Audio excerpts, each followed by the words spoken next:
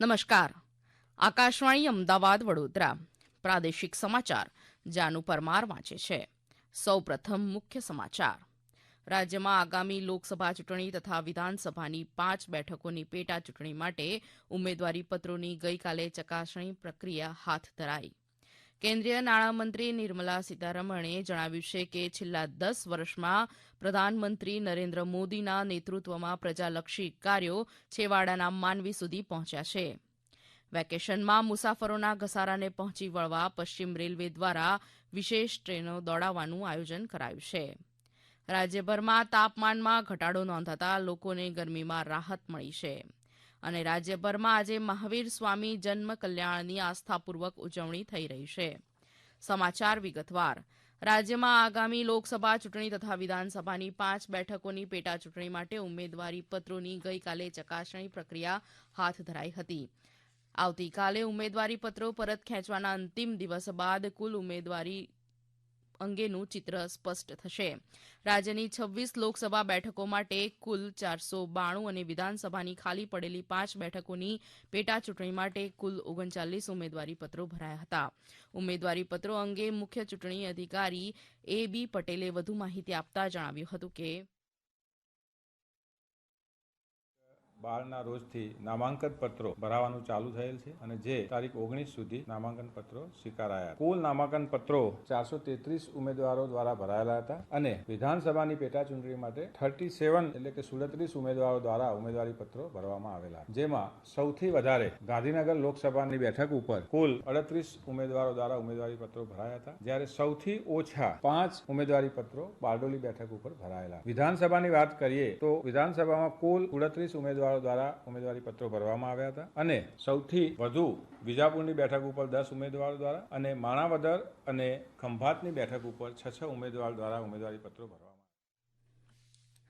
મળતા અહેવાલ મુજબ અમદાવાદ પૂર્વ બેઠક પર કુલ 34 ઉમેદવારીપત્રોમાંથી 11 પત્રો સામાન્ય કરતા 23 ફોર્મ માન્ય રહ્યા છે, જ્યારે અમદાવાદ પશ્ચિમ બેઠક માટે 6 ઉમેદવારીપત્રો અમાન્ય રહેતા 6 ઉમેદવારીપત્રો માન્ય રહ્યા છે. પાટણ બેઠકમાં ઉમેદવારીપત્રની ચકાસણી પ્રક્રિયા દરમિયાન તમામ 11 ઉમેદવારોના ફોર્મ માન્ય જાહેર થયા છે. આ ઉપરાંત સાબરકાંઠા બેઠક માટે 17 ફોર્મ માન્ય ઠર્યા હતા. અહીં એક અપક્ષ ઉમેદવારે પોતાની ઉમેદવારી પરત ખેંચી હતી. જૂનાગઢ લોકસભા બેઠક ઉપર આજે ફોર્મ ચકાસણી બાદ 22 ઉમેદવારો મેદાને રહ્યા છે. કુલ 26 નામાંકન પત્રો રજૂ થયા હતા, જે પૈકી 4 ફોર્મ રદ થતા હવે 22 ઉમેદવારો માન્ય રહ્યા છે, જ્યારે છોટાઉદેપુર લોકસભા બેઠક પર 13 ઉમેદવારોના ફોર્મ માન્ય ઠર્યા છે.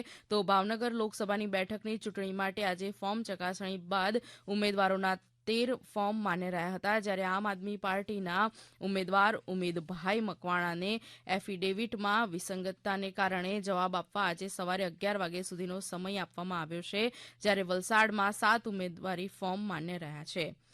કેન્દ્રીય નાણામંત્રી નિર્મલા સીતારમણે ગઈકાલે અમદાવાદ ખાતે યોજાયેલી પત્રકાર પરિષદમાં જણાવ્યું હતું કે છેલ્લા 10 વર્ષમાં પ્રધાનમંત્રી નરેન્દ્ર મોદીના નેતૃત્વમાં પ્રજાલક્ષી કાર્યો છેવાડાના માનવી સુધી પહોંચ્યા છે.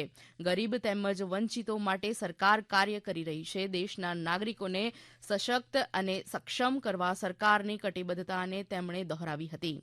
મફત ગેસ કનેક્શન, અનાજની સુવિધા, હર ઘર જળની સરકારની પ્રજાલક્ષી યોજનાઓને તેમણે સરકારની ઉપલબ્ધિ તરીકે વર્ણવી હતી. રાજ્યમાં આગામી લોકસભાની ચૂંટણીમાં મતદાન વધારવા, મતદાનનું મહત્વ સમજાવવા વિવિધ જાગૃતિ કાર્યક્રમો યોજાઈ રહ્યા છે, જે અંતર્ગત રાજકોટ જિલ્લાના જૂના રાજપીપળા અને પડલી ગામની સખી મંડળી બહેનોએ પોતાના હાથમાં મારો મત કિંમતી મત સૂત્રની મહેંદી મુકાવી મતદાનના શપથ ગ્રહણ કર્યા હતા. રાજકોટ જિલ્લાની 424 દૂધ મંડળીઓના 34,000 દૂધ ઉત્પાદકો મતદાનના શપથ લીધા હતા. અમદાવાદમાં BRTS, ATS અને GSRTC સંચાલિત વિવિધ બસો અને બસ સ્ટેન્ડ ખાતે આયોજિત મતદાન જાગૃતિ કાર્યક્રમોમાં બસમાં સવાર યુવાનોને મતદાનના મહત્વ તથા ચૂંટણી તંત્રએ કરેલી વ્યવસ્થા, હેલ્પલાઇન નંબર, સક્ષમ એપ્લિકેશન વગેરેની માહિતી આપવામાં આવી હતી. રાજ્યમાં યોજાનાર આગામી લોકસભા અને વિધાનસભા પેટા ચૂંટણી અંતર્ગત વિવિધ રાજકીય કાર્યક્રમો યોજાઈ રહ્યા છે.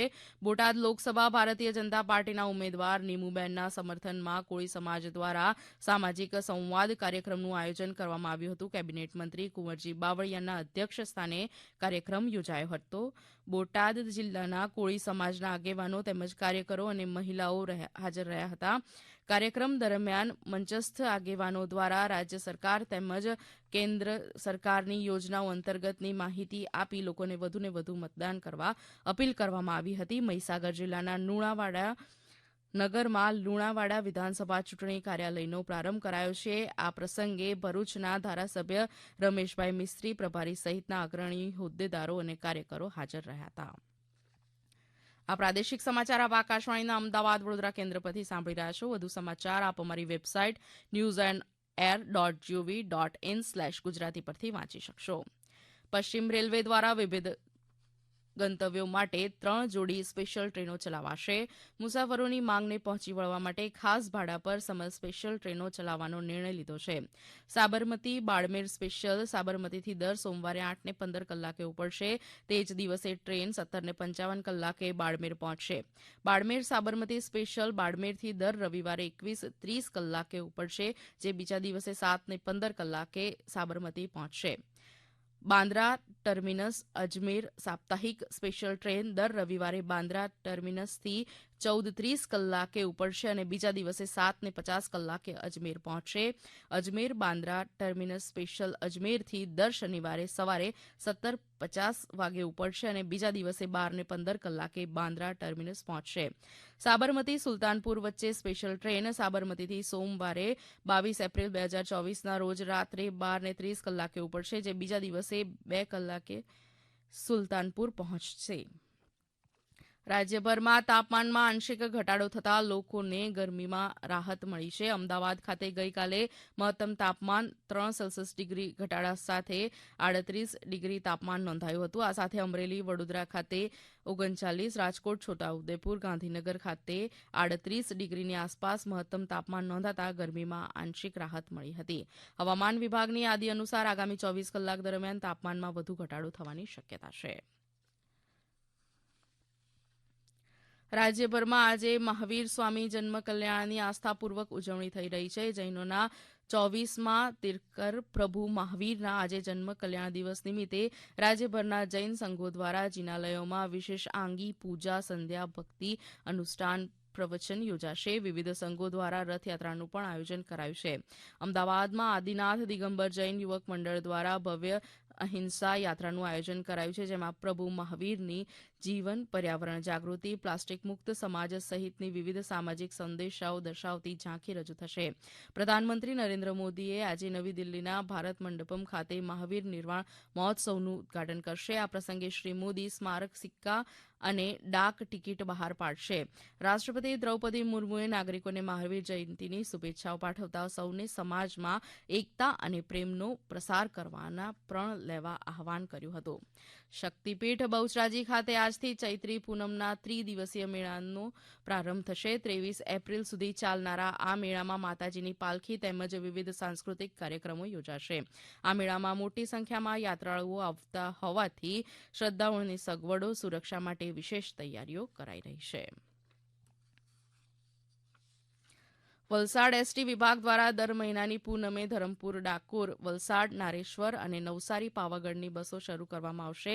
આ મહિનાની પૂનમ સ્પેશિયલ વલસાડ નારેશ્વર બસ તેના નિર્ધારિત સમય મુજબ 5:30 કલાકે વલસાડથી ઉપડી નારેશ્વર 10:15 કલાકે પહોંચશે અને 2 કલાક રોકાણ કરીને 12 કલાકે વલસાડ માટે ઉપરોક્ત માર્ગે આવશે. તેમજ ધરમપુર ડાકોર બસ તારીખ 22/4/2024ના રોજ ધરમપુરથી રાત્રે 9 કલાકે ઉપડી ઉમરેઠ થઈ ડાકોર સવારે 5 કલાકે પહોંચશે.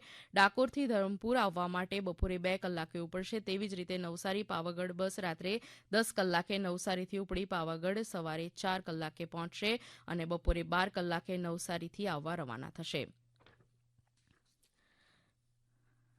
ભાવનગરના તલગાજડા ગામ ખાતે હનુમાન જન્મોત્સવની ઉજવણી આજથી શરૂ થશે. રામકથાકાર મોરારી બાપુ દ્વારા આયોજિત સતત 47મા વર્ષે ચિત્રકૂટ ધામ તલગાજડા ખાતે હનુમાનજીને સંગીતાંજલિ 3 દિવસ અપાશે. આવતીકાલે રાત્રે દિલ્હી સ્થિત સુપ્રસિદ્ધ બાંસુરી વાદક પંડિત રાજેન્દ્ર પ્રસન્ના દ્વારા બાંસુરી વાદનની પ્રસ્તુતિ થશે, જ્યારે પૂના સ્થિત પદ્મશ્રી વિજય ઘાટે દ્વારા તબલાવાદનની હનુમાનજીની પ્રતિમા સમક્ષ પ્રસ્તુતિ થશે. બિલીમોરામાં પારસી સમાજની ઐતિહાસિક ધરોહર અગિયારીની 126મી સાલગીરાની ઉજવણી કરાઈ. આ પ્રસંગે ધર્મગુરુ કુરુશ સિંઘવાએ સમાજના જનોની ઉપસ્થિતિમાં પવિત્ર જશનની વિધિ કરી હતી. સાંજે અવિસુત્રમ ગેહમાં અગિયારીમાં આતશ પાદશાહ સાહેબને પારસીઓ દ્વારા યથાશક્તિ ફાળો એકત્રિત કરીને ફાળાની માછી ચડાવવામાં આવી હતી. અંતમાં મુખ્ય સમાચાર ફરી એકવાર. રાજ્યમાં આગામી લોકસભા ચૂંટણી તથા વિધાનસભાની 5 બેઠકોની પેટા ચૂંટણી માટે ઉમેદવારી પત્રોની ગઈકાલે ચકાસણી પ્રક્રિયા હાથ ધરાઈ. કેન્દ્રીય નાણામંત્રી નિર્મલા સીતારમણે જણાવ્યું છે કે છેલ્લા 10 વર્ષમાં પ્રધાનમંત્રી નરેન્દ્ર મોદીના નેતૃત્વમાં પ્રજાલક્ષી કાર્યો છેવાડાના માનવી સુધી પહોંચ્યા છે. આકાશવાણી અમદાવાદ વડોદરા કેન્દ્ર પરથી પ્રાદેશિક સમાચાર પૂરા થયા.